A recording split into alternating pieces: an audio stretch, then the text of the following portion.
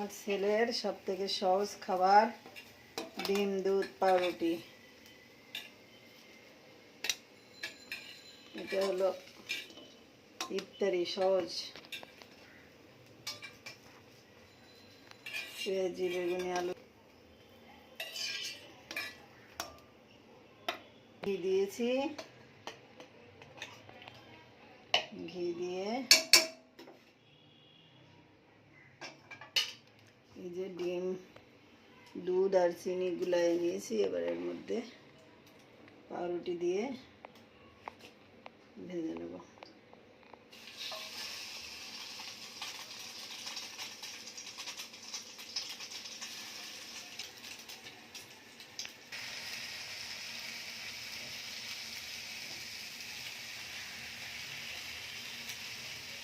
ডিমটা এর উপরে দিয়ে দিলাম,